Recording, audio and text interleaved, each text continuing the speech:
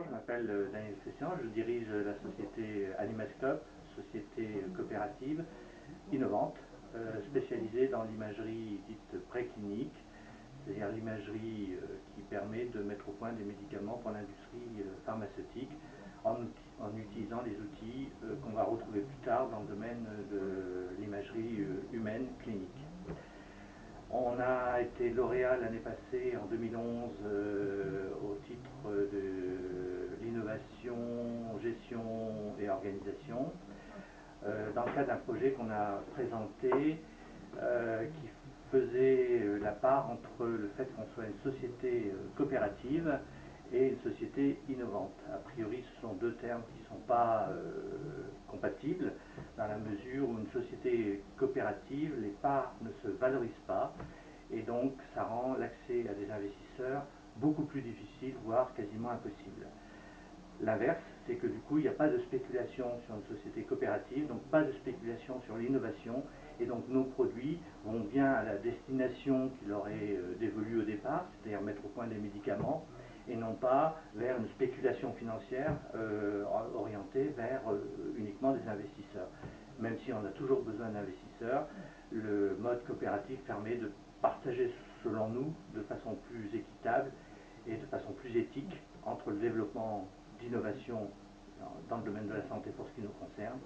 et une juste répartition vers l'argent qui est investi dans ces sociétés. C'est ce que nous avons présenté l'année passée, qui a retenu l'attention du jury Innotrophée, ce qui pour nous est une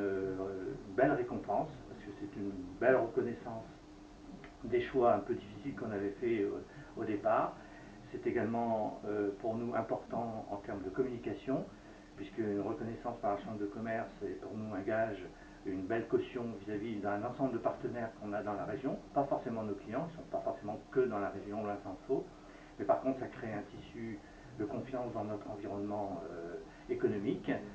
C'est également un facteur qui permet en termes de communication interne